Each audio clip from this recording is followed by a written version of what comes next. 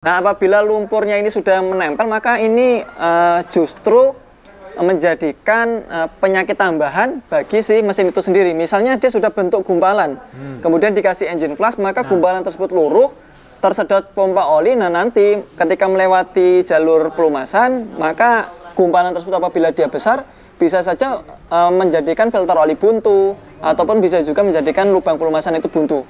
Nah, ini justru mempercepat. Bang, sepintas mirip Ridwan Hanif. Ini gimana nih? Ya, Ridwan Hanif adalah orang yang ganteng dan saya pas-pasan.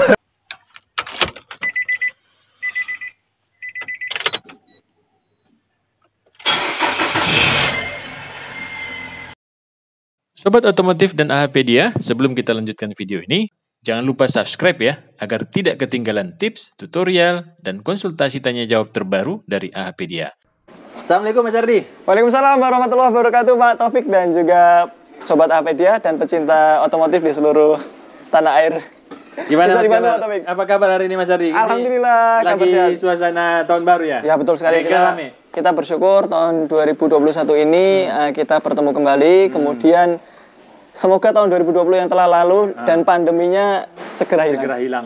Baik. Seperti itu. Kalau bengkel, alhamdulillah itu kita mendapatkan unit entry trust. Gitu. Alhamdulillah. Mas, ini kan di YouTube kita sudah mulai banyak pertanyaan-pertanyaan ya. Iya betul Pak Taufik. Gimana kalau kita jawab satu persatu dulu, tapi nggak semua ya? Iya. Nah, nanti kita buat episode-episode berikutnya untuk menjawab pertanyaan itu. Siap. Nah, ini saya sudah kumpulkan pertanyaan Mas. Ini pertanyaan pertama dari video yang baru kita upload tentang oli sludge itu atau yang berlumpur ya. Pertanyaan datang dari Mas Oktario Pratama. Jadi, gejala oli sludge itu seperti apa sih Mas? Apa ada kendala pas mobil di bawah jalan? Atau kinerja mesin kurang di RPM atau kecepatan tertentu? Itu pertanyaannya. Oh ya, siap. Jadi kalau untuk oli mesin sendiri atau oil sludge itu pertama yang diserang adalah oli mesinnya. Karena oil sludge atau oli berlumpur itu tentunya penyakitnya ada pada oli tersebut. Karena fungsi oli selain melumasi, dia juga membersihkan. Di dalam oli dia memiliki kandungan deterjennya sehingga kotoran yang sudah terjadi di pembakaran itu akan disaring oleh oli. Nah, ketika hal tersebut terjadi sludge, maka tentunya selain kita mengecek fisik, ada beberapa gejala yang pernah dihadapi pelanggan-pelanggan kita, dan itu memang benar-benar sampai berpengaruh kepada performa mobil. Pertama adalah indikator oli itu dia nyala. Indikator oli karena dia untuk pelumasan tidak merata. Bisa jadi karena terjadi sumbatan atau mungkin karena olinya yang mengental, sehingga untuk pelumasannya tidak merata. Gitu. Yang kedua adalah mesin bisa mati sendiri Pak Taufik. Dikarenakan gini, ketika dia terjadi gumpalan lumpur itu tadi, oli nggak merata, pelumasannya nggak merata, akhirnya part piston ini tadi dia tidak mendapatkan pelumasan secara maksimal, akhirnya piston mengunci, kemudian mati. Nah, kalau sudah mati seperti itu, masih bisa di starter tapi tunggu waktu, seperti itu. Itu indikator oli nyala nggak itu? Indikator oli bisa nyala, bisa enggak. Karena kondisi kayak gitu kan bisa jadi pelumasan di jalur olinya bagus, tapi di pistonnya yang enggak bagus. Seperti itu. Kemudian untuk gejala lainnya, suara kasar. Ya, tentunya 3 poin ini. Yang pertama indikator oli nyala, kemudian mesin bisa mati sendiri, kemudian suara kasar. Kalau udah timbul suara kasar, maka dia masuk stadium yang parah. Terakhir ya? Ya, terakhir. Ketika dia mesin udah kasar, berarti ada spare part yang tidak terlumasi di dalam mesin, atau pun ada yang aus di dalamnya. Bisa metalnya terserang atau camshaftnya terserang dan mengerikan. Baik, begitu jawabannya untuk Mas Oktario ya. Mudah-mudahan jawabannya jelas Mas Oktario. Nah, ini pertanyaan kedua Mas. Pertanyaan kedua datang dari Mas Haryanto. Terima kasih Mas, ilmunya sangat bermanfaat. Ya, terima kasih Pak Arianto. Nah, memang kita membuat konten ini atau membuat YouTube ini supaya bermanfaat untuk semuanya. Ya, meskipun pembahasannya tidak terlalu detail atau mungkin di antara pengamatan para ahli kita belum ahli-ahli banget, ya paling nggak kita bisa memberikan gambaran. Gimana Pak Taufik? Nah, ini pertanyaannya, beliau ini punya mobil Livina XR tahun 2008. Kilometernya sudah 80.000. Nah, beliau pakai oli yang 5W40 sama yang satu lagi atau yang 1040. Nah, pertanyaannya kira-kira mana yang recommended? Untuk Nissan Livina XR sendiri, dia ketika awalan keluar dari pabrikan, memang untuk spek oli yang dipakai 10W30. Oh, 10W30. 10W30. Nah, kalau kita mau mendowngrade atau upgrade, bisa ada 0530 atau 1040 seperti itu nggak ada masalah.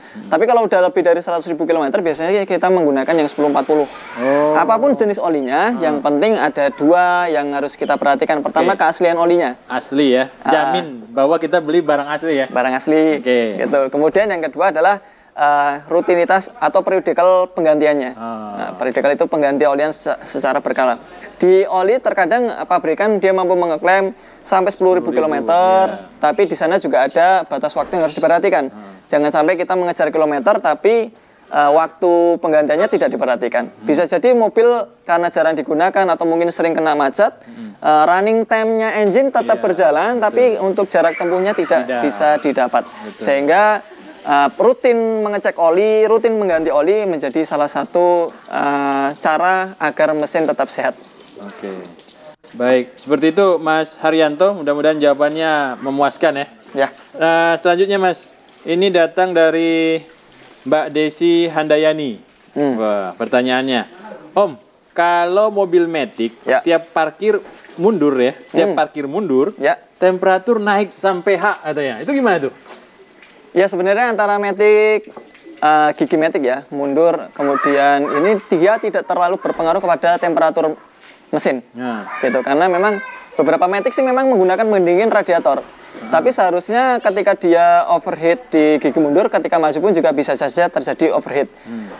Coba periksa di area speedometer, mungkin dia untuk pengambilan data temperaturnya ada yang kabel yang kejammer dengan switch mundur atau sebagainya, seperti itu. Harusnya maju pun H dong ya? Iya, harusnya maju pun juga. Kenapa harus mundur gitu ya?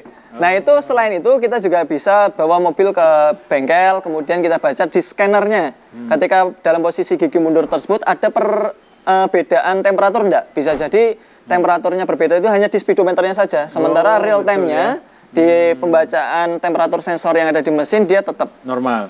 Nah hal tersebut maka kalau terjadi perbedaan antara scanner dengan yang ada di speedometer, maka periksa kembali rangkaian yang ada di speedometernya.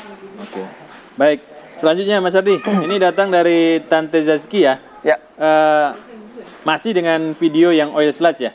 Berarti kalau lumpur gitu, pakai engine flush nggak ngefek ya Mas? Ya, kalau untuk lumpur tergantung tingkat lumpurnya. Jadi ketika sudah terjadi lumpur, maka yang kita samakan persepsinya adalah lumpur tersebut dia endapan oli yang sudah lengket menempel di ininya, di spare partnya, spare part camshaft dan sebagainya, atau bagian dalam mesin. Nah, apabila lumpurnya ini sudah menempel, maka ini justru menjadikan penyakit tambahan bagi si mesin itu sendiri. Misalnya dia sudah bentuk gumpalan, kemudian dikasih engine flush, maka gumpalan tersebut luruh, tersedot pompa oli. Nah, nanti ketika melewati jalur pelumasan, maka gumpalan tersebut apabila dia besar, bisa saja menjadikan filter oli buntu, ataupun bisa juga menjadikan lubang pelumasan itu buntu.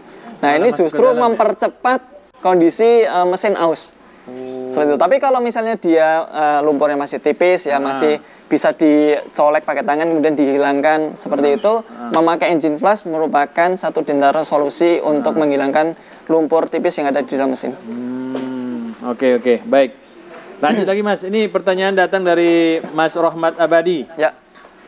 Mobil Honda Jazz 2005. Kompresor AC berisik jika habis mobil dicuci. Oh ya. Atau kendaraan mobil ini sedang jalan dan melewati genangan air. Apakah itu normal? Mungkin kita harus perinci lagi bunyinya dari kompresornya atau dari drift bell-nya. Biasanya ketika mobil tersebut terkena air, maka di dalam sistem mobil itu ada karet drift bell. Karet drift bell itu apabila dia terkena air, memang beberapa ada yang bunyi. Iya, betul. Tapi bisa jadi memang dari kompresornya juga. Tapi kalau kompresor biasanya di magnet AC-nya sih, bukan di sistem kompresornya. Karena di sana kompresor itu susunannya adalah dia rapat, sehingga kalau untuk air masuk ke dalam sistem kompresor kayaknya nggak mungkin. Berarti belum terlalu masuk kategori rusak ya? Ya, bisa jadi dicek drift bell-nya dulu ya? Atau magnet AC-nya. Baik.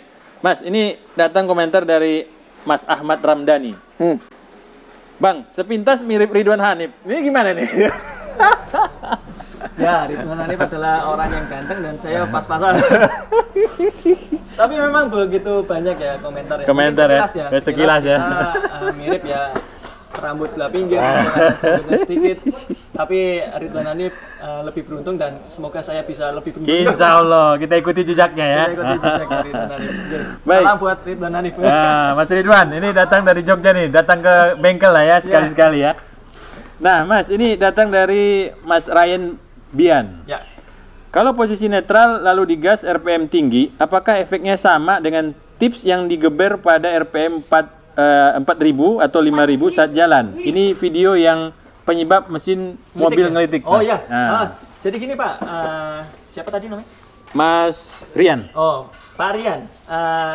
Keuntungannya apabila kita menggeber di kecepatan tinggi, udara yang masuk dari depan, itu dia yang akan membersihkannya. Jadi yang mendorong ya, kesedot ya? Itu yang akan mendorong ke dalam ruang bakar, kemudian dia akan keluar lebih cepat. Gitu. Jadi kalau seumpamanya kita geber di tempat, ya mungkin RPM-nya akan dapat, tapi udaranya nggak masuk. Sebaiknya ketika itu jalan aja. Oke, begitu Mas Rian ya. Pertanyaan Mas Ardi yang terakhir. Ya. AHA ini di kota mana? Saya dari Pekanbaru. Oh ya Masya Allah, kita ada di Yogyakarta, tepatnya di Jombor. Kalau Yogyakarta itu ya terkenal dengan Malioboro-nya, terkenal dengan pantainya di Gunung Kidul atau Parangtritis. Nah, apabila sudah sampai di Jogja, sebenarnya mudah saja. Kita sudah ada di Google Map, ketik saja AHA Motor Jogja. Nanti akan ketemu, akan dibawa oleh teman-teman Google Map. Seperti itu ya. Baik, terima kasih Mas Ardi jawaban yang sudah diberikan. Mudah-mudahan jawaban ini bisa menjadi informasi terbaru yang mudah dipahami ya Pak. Mudah dipahami oleh kawan-kawan ya. Dan jangan lupa kawan-kawan semua yang di AHpedia atau sahabat otomotif yang ingin bertanya, baik itu yang tidak berhubungan dengan konten yang sudah kita tampilkan, silakan bertanya, nanti kita akan usahakan untuk menjawab, baik itu di komentar atau kita buat konten. Baik. Okay. Terima kasih Mas Ardi. Terima kasih Pak Taufik dan juga Sobat AHpedia. Assalamualaikum warahmatullahi wabarakatuh. Waalaikumsalam warahmatullahi wabarakatuh.